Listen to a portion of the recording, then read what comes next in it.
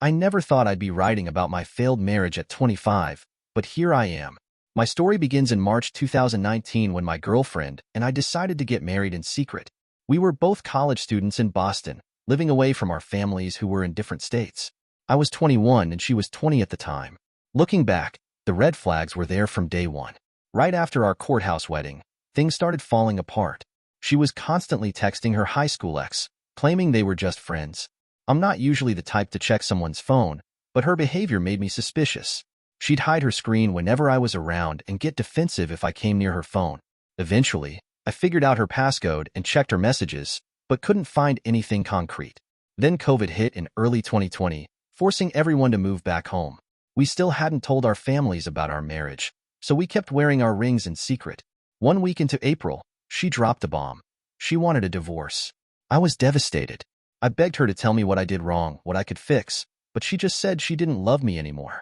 For a week, I tried everything to save our marriage, but she wouldn't budge. When I finally accepted it was over, I only asked for the wedding rings back. They weren't cheap, and I was still making payments on them. She refused, claiming they were gifts. We argued over the phone until I broke down crying in my room. That's when my mom found me, and I had to confess everything. The next day, my mom and I went to my wife's house to confront her family. It turned into an argument between our mothers while my wife stayed upstairs, texting me angry messages about involving our families. Eventually, our mothers agreed that she would return the rings. 2 days later, everything changed again. My wife called me at work, crying that her mom was kicking her out because of our secret marriage.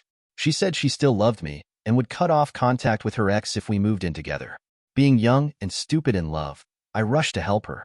We found a cheap apartment because of COVID, and the move-in date was just 3 days away. My mom wasn't happy when I told her. She said I was making a mistake and needed to rethink things. My dad was disappointed but said it was my choice. For the next few days, my friends helped me move while I barely spoke to my parents. I hated seeing my mom so upset.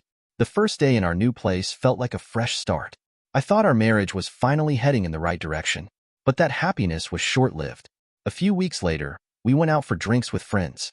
When we got home, I checked her phone and found messages between her and another ex. The conversations dated back to when she first asked for divorce. I lost it. I woke her up and started yelling. She was still tipsy but became aggressive, chasing me around the apartment, hitting and scratching me. I'm not violent, so I just locked myself in the bedroom while she cried and begged for forgiveness through the door. We talked until 4 a.m., and she promised to make things right. By then, I was working at a call center an hour away from 8 a.m. to 6 p.m., then doing food deliveries from 8 p.m. to 2 a.m. just to make ends meet. She wasn't working because her job was closed due to COVID. Every day while I was at work, she'd text sweet messages about missing me and wanting to cuddle. But when I got home, she'd barely acknowledge me. The apartment was never cleaned unless I did it. She got a puppy but started ignoring my cat, who she used to love. We tried going on dates to fix things, but they always ended in awkward silence. I tried to spark conversations, but she never opened up. Slowly, my feelings started fading as I became numb to how she treated me. Then in October, she suddenly changed. She apologized for everything and started making an effort. When I caught COVID the next month, she took care of me. When she caught it from me, I did the same. We finally started feeling like a real married couple. She got into my hobbies, gaming, art, even joining me on late-night delivery runs. We drive around listening to music, discovering new things about each other. That spark came back, but deep down, I still couldn't forget what she'd done. Everything seemed good until February 2021, just before Valentine's Day. That's when I discovered the full truth, and my world completely fell apart again.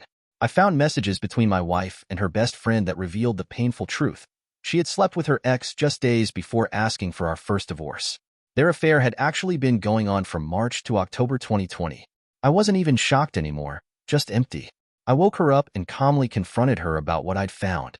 She started crying and apologizing, but I just walked out and drove around to clear my head. I ended up avoiding her for days after that. We still slept in the same bed but didn't touch or talk. On Valentine's Day morning, she woke me up asking what I had planned for her.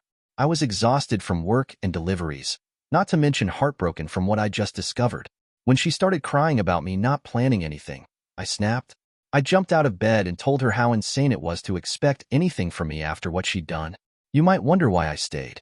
Honestly, I was too tired to do anything else. I wasn't the same person anymore.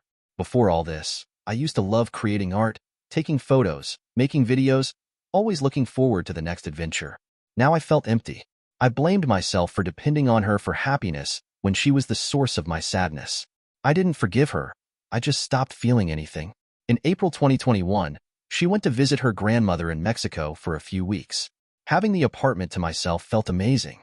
My friends started coming over regularly, and I felt like my old self again. We had game nights, watched movies, just hung out like we used to. Even if it was temporary, that happiness felt real. Our lease was ending in May 2021, and I'd been talking to my dad about options. He was planning to visit family in Seattle for the rest of the year and offered to let us stay at their house while he was gone. My wife wasn't happy about it, but we couldn't afford the doubled rent at our apartment. So we moved into my parents' house in June 2021. Moving back into my old room felt like coming home.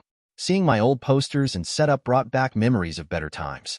I enjoyed my last few weeks of freedom before my wife returned from Mexico, knowing things would change again. By this point, I had a new job in sales and quickly moved up to supervisor. The pay was good enough that I could finally buy my dream car. Our marriage was stable but emotionless. We had good and bad days, but mostly it felt like we were just existing together without any real purpose. Early 2022 brought some improvement. We started going on dates again and talking more openly about our relationship. Things seemed okay until May 2022, when everything exploded. I invited some friends over to watch a boxing match. I told my wife it would only be for a few hours and warned her we might get loud since we're passionate about sports. She said it was fine, but as the night went on and we got louder, she kept texting me angrily to quiet down. She'd come out for snacks or to use the bathroom, slamming doors on her way back to our room. After the match, my friend's truck wouldn't start, so I helped jumpstart it with my car.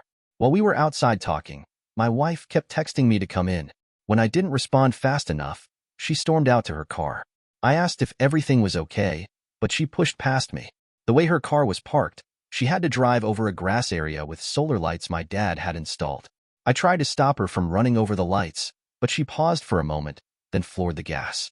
I barely jumped out of the way, getting scraped up in the process. She drove off fast, dragging one of the lights under her car. I sat on the ground in shock, trying to process how my wife had just tried to run me over. My friends helped me up and offered to stay, but I told them to go home. When I went inside and checked her phone, which she left behind, I found even more secrets that would finally push me to do what I should have done long ago. The messages showed their affair hadn't been a one-time thing. It had gone on continuously for months. Around 2 a.m., while I was still processing everything, my wife tried to come back inside, but I'd locked the extra deadbolt.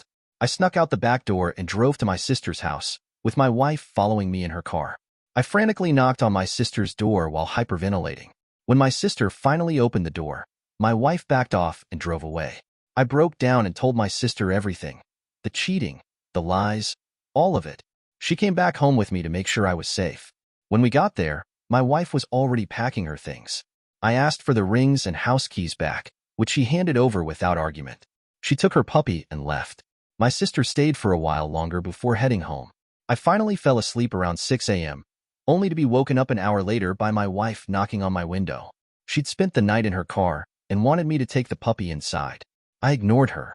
Later, we met to talk things through. I told her I knew everything and wanted to end our marriage.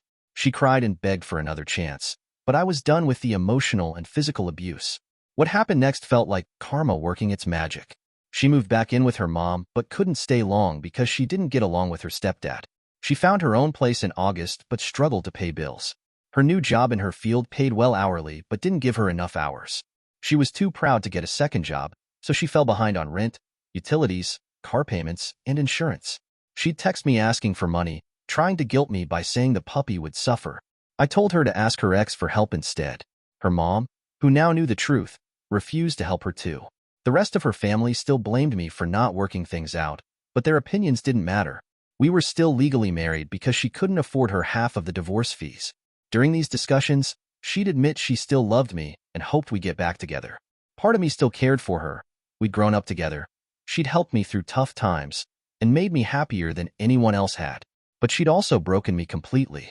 She kept watching my social media posts, usually viewing them within minutes. When she'd go clubbing, she'd drunk text me about how she regretted everything. She got into 2 car accidents after moving out and asked for my help both times, which I refused. I even disconnected her phone line without warning, which made her lose her number since she couldn't unlock the phone without my account access. When I started hanging out with an old friend who happened to be an ex-girlfriend, my wife claimed that's why I wanted the divorce. She tried getting back with both of her exes, but they had moved on. One had a girlfriend and a baby, the other was in a relationship too. We finally went to court in March 2023. She stepped out to cry for a while before we signed the papers. Now we only text every few weeks to tie up loose ends. As for me, I got promoted to manager after we separated but left that job in November because I was overworked. I found a better paying position that I still have today. I've started going to the gym to lose the weight I gained during our marriage. I'm planning trips with my friends and focusing on myself. Life isn't perfect, but it's moving in the right direction. Sometimes when I'm having a bad day, I think about how everything fell apart for her after we split up. Maybe that's petty, but after 6 years of pain, it feels like justice. I haven't tried dating again. Trust issues and insecurity hold me back. For now, I'm focusing on work, paying off bills, and getting healthier. We had our final court date recently. She tried to make me feel guilty one last time about not taking care of the puppy, but I didn't engage. After we signed the last papers, I blocked her on everything. It's time to close this chapter completely and move forward with my life. They say what doesn't kill you makes you stronger. I don't know if I'm stronger, but I'm finally free. And that's enough for now. Thank you for watching. If you enjoyed this story, please hit that subscribe button. Don't forget to give it a thumbs up and share it with friends or family who might enjoy it too. Your support means a lot. And if you have any thoughts, questions, or story ideas, drop them in the comments below. I'd love to hear from you. See you in the next story.